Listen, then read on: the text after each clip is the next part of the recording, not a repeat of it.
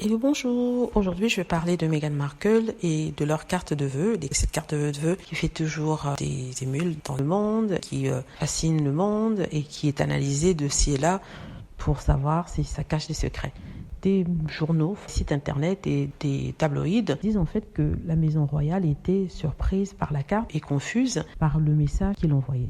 Et serait un peu étonnée par rapport à la phrase Happy Holidays au lieu de Happy Christmas ou Merry Christmas qui veut dire joyeuse fête au lieu de joyeux Noël, qui est utilisé par la famille royale. C'est selon ce Neil Sean, un reporter royal mais qui fait son argent sur le nom de Meghan Markle en leur cassant du sucre dessus. Ce monsieur dit en fait que d'après ses sources, les membres de la famille royale n'auraient pas compris pourquoi les Sussex et leurs enfants étaient habillés en jean et que ça faisait trop américain. Premièrement, ça fait américain parce qu'ils vivent aux États-Unis.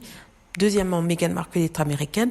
Et troisièmement, c'est toujours mieux, cette carte est toujours mieux que la carte montrée par les Cambridge quelques semaines auparavant, où on voit les Cambridge avec leurs enfants assis on ne sait où, faisant on ne sait quoi. On dirait qu'ils sont dans un désert et avec le prince William qui a les jambes écartées, nous montrant presque ses parties intimes. Je préfère une photo bon enfant comme celle de Meghan et Harry à la photo que nous a montrée ce couple Cambridge.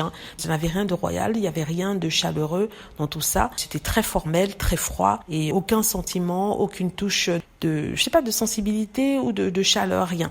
Alors que la carte de Meghan Markle a été applaudie par le monde entier, qui ont trouvé beaucoup de chaleur, beaucoup de beauté, de simplicité dans tout ça. Je rappelle que le prince William était en short sur sa carte de vœux et on critique Harry et Meghan qui eux étaient en pantalon et étaient plus classe. Donc là, il faut pas mélanger les torchons avec les serviettes. C'est du n'importe quoi. La carte des Cambridge était crass, comme on dit en anglais.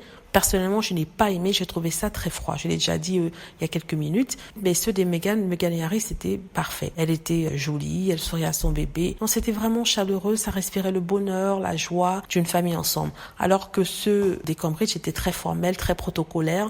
Voilà, nous sommes la famille royale, nous posons. Catherine met la main sur la jambe de son mari, le mari qui a les jambes écartées, ce qui n'est pas très royal du tout. Je n'essaie pas d'être de mauvaise foi, mais quand même, quand on critique quelque chose qui est parfait et qu'on encense autre chose, quand même pas abuser. Et tous ces sources royales qui sont restées perplexes plutôt, confuses, perplexes par rapport à la carte des Sussex. Pourquoi ils s'en occupent? Les Sussex sont partis d'Angleterre, ils sont aux États-Unis. Normalement, ces sources royales ne devraient plus se préoccuper de ce que Meghan Markle et le prince Harry font, vu que de toute façon, ce sont eux ou elles qui les ont poussés à partir. Il faudrait mieux de se préoccuper de la carte et du comportement des Cambridge. Voilà. Dites-moi ce que vous en pensez. J'espère que vous avez aimé la vidéo.